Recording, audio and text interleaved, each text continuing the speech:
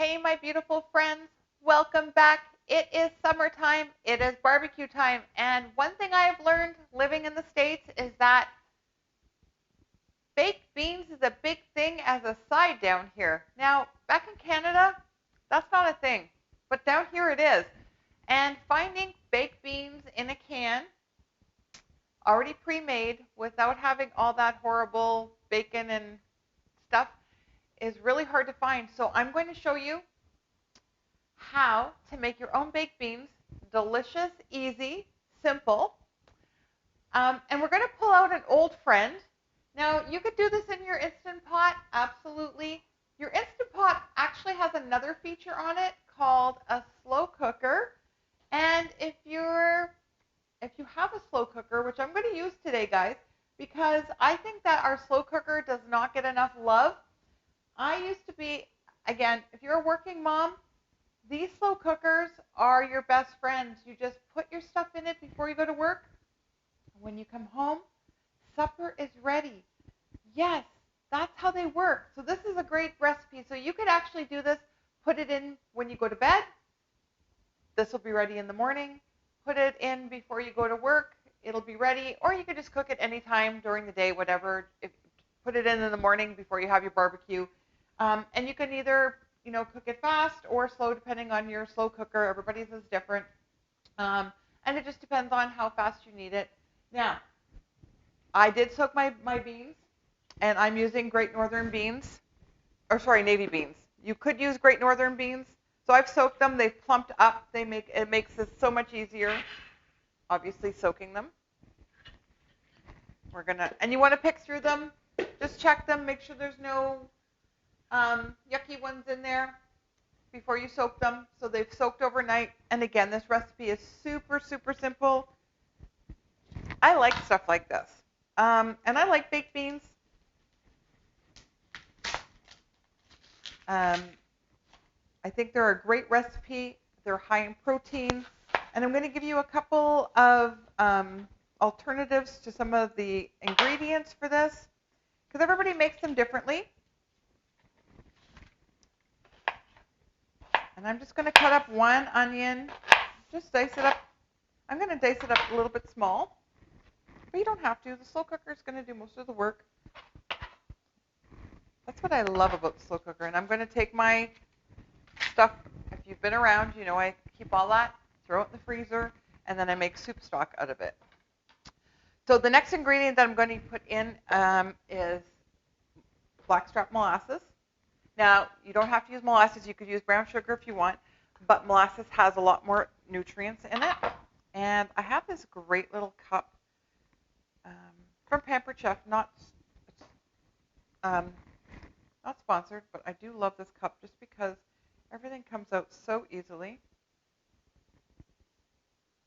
Now, if you've been enjoying my recipes as much as I enjoy bringing them to you, don't forget to hit the subscribe button. Scooch on over, hit that bell icon, and give this a big thumbs up. We're just going to dump in our blackstrap molasses. See how easy that all comes out? This is why I love this thing. And then the same thing is going to happen. Oh, and don't forget, I'll have the recipe down below, so you don't even... Now, I'm going to add some barbecue sauce. This is my favorite, this G. Hughes sugar-free. This is a sweet and spicy one. This is so good. I put this on everything. Some people put Frank's Red Hot on everything. I put this on everything, especially my potatoes. So good. Just top that one off a little bit. Okay. Again, pretty simple. And then, now I'm using ketchup. You could use tomato sauce, whatever you want. Again, you decide. This is a pretty simple recipe. We're keeping it pretty basic for now.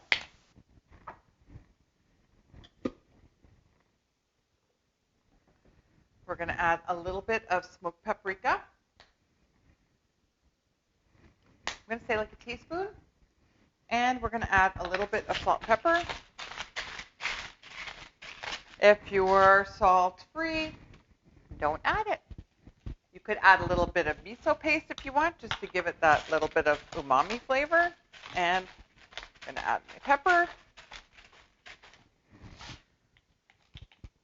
So I'm not sure why baked beans are such a big thing at barbecues down here. Now we're just going to add our water on top. I am going to just give... Now, normally when you're using slow cookers, you don't even have to stir it. I'm just going to stir it because that's just the way I am. I'm a little particular. We're going to put the lid on. Now we're going to let this cook. So if you're in a hurry, you can probably cook it for 4 hours or so. I'm actually going to cook it low and slow. And I'm going to let this go for about 8 hours. So again, if you're cooking it overnight, you'll have it in the morning. If you're cooking it, put it on before you go to work. When you come back from work, you're going to have gorgeous baked beans. And what I normally will do too is once I get home, I'll take the lid off and obviously give it a stir. It may still need to evaporate a little bit. You could just let it continue cooking for a little bit longer with the lid off. We'll take a look at it when it gets close to being finished. So we'll see you in 8 hours. Okay, guys, our beans have cooked all day. Look at this. They look wonderful. I did check on them a few times. They're just on the warming function now. I'm actually going to turn it off.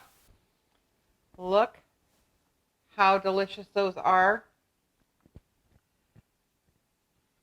Those turned out so good. I've been testing them throughout the day just to make sure to see if they needed any extra seasoning.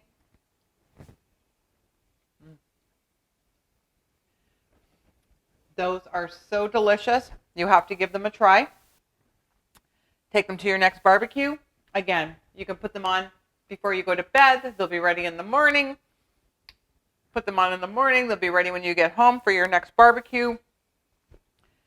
Put them on whenever you need them. That's a great recipe for excellent vegan, oil-free baked beans.